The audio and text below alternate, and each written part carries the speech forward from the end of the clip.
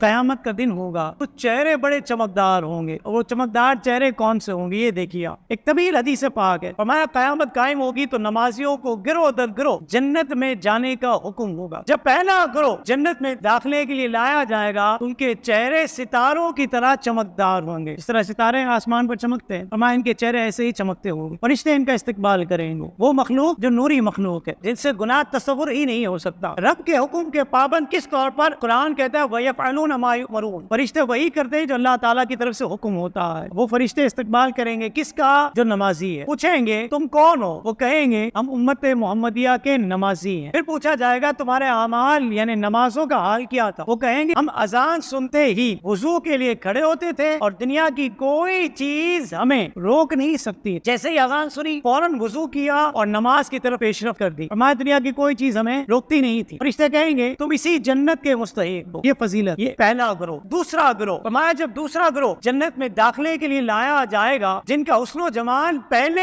گروہ کے مقابلے میں زیادہ ہوگا، پہلے گروہ والے کے لوگ جن کے چہرے ستاروں کی مانند چمک رہے تھے، فرمایا ان کا حسن و جمال اس سے زیادہ ہوگا۔ فرشتے ان سے بھی پوچھیں گے تم کون ہو؟ وہ کہیں گے ہم نماز پڑھنے والے۔ پوچھیں گے تمہاری نمازوں کا حال کیا تھا؟ وہ کہیں گے کہ ہم نماز کا وقت شروع ہونے سے پہلے وضو کر لیتے، وہ اذان سن کر وضو کرتے تھے، یہ وقت شروع ہونے سے پہلے باوضو رہتے تھے کہ نماز پڑھنی۔ یہ اہمیت ہے نماز کی۔ جب اذان سنتے تھے فوراً مسجد میں آ جاتے تھے۔ فرشتے کہیں گے تم اسی جنت کے مستحق ہو۔ تیسرا گروہ جنت میں داخلے کے لیے لایا جائے گا جن کا مقام مرتبہ پہلے دونوں گروہ کے مقابلے میں اور زیادہ بلند ہوگا، ان کے چہرے آفتاب یعنی سورج کی طرح چمکدار ہوں گے۔ فرشتے ان سے پوچھیں گے تم اتنے خوبصورت اور اعلیٰ مقام والے کیوں ہو؟ وہ کہیں گے ہم ہمیشہ نماز پڑھا کرتے تھے۔ فرشتے پوچھیں گے تمہاری نمازوں کی حالت کیا تھی؟ وہ کہیں گے ہم اذان ہونے سے پہلے ہی مسجد میں داخل ہو جایا کرتے، اذان مسجد میں سنتے تھے۔ فرشتے کہیں گے کہ تم اسی جنت کے مستحق۔ مجھے بتائیے تینوں گروہ پر جنت کو لازم قرار دیا گیا، جس کی جتنی کوشش تھی اتنی برکت اور فضیلت رب العالمین نے اس کو عطا فرمائی۔ مجھے بتائیے کہ نماز دن میں 5 مرتبہ پڑھنے کا حکم رب العالمین نے دیا،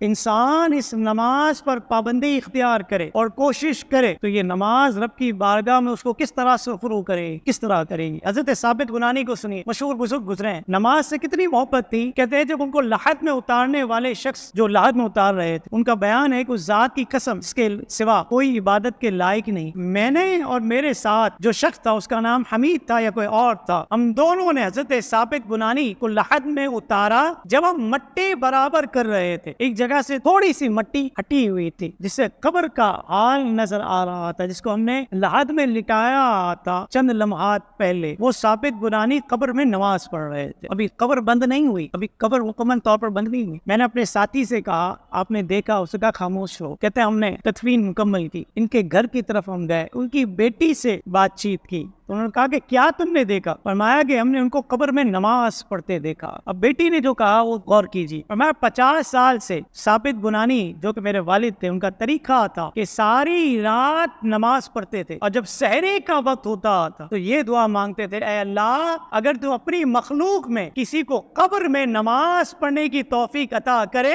تو مجھے بھی توفیق عطا کر۔ اللہ تعالیٰ نے ان کی دعا قبول فرما لی۔ آج نماز کے لیے مسلمان آتا ہے تو سب سے آخر میں آنے کی کوشش ہوتی ہے، آخر میں آتا ہے، 1 رکعت مل گئی، 2 رکعت مل گئی، جلدی جلدی وضو کیا، جیسے تیسے وضو کیا اور آ کے کھڑے ہو گئے۔ یہ نماز کی اس طور پر ناقدری ہے جو اتنی عام عبادت ہے کہ اگر اس کو ادا کیا جائے تو دنیا میں بھی انعام اور اکرام ہے، قبر میں بھی انعام اور اکرام ہے۔ اور آج تو چونکہ ہم سائنسی دور میں داخل ہو چکے ہیں تو سائنس جو ہے نماز پر ریسرچ کر رہی ہے۔ فرمایا مصطفیٰ کریم نے جس نے نمازوں کی حفاظت کی تو وہ نماز بروز قیامت اس کے لیے ذریعہ نجات، نور اور دلیل ہوگی، اور جس نے نماز کی حفاظت نہ کی تو قیامت کے دن وہ اس کے لیے نہ نجات ہے، نہ نور ہے، نہ دلیل ہے اور نہ ہی امان ہے۔ ہم نے کہا کہ ابو لیث سمرقندی جیسا عالم دین نماز کے بارے میں یہ لکھ جائے کہ نماز دلیل ہے، نور ہے، نجات ہے، تو پھر اندازہ کریں اس نماز میں کس قدر برکتیں ہوں گی کہ اجلہ اکابر جو ہے اس کو اس طور پر بیان کر رہے ہیں۔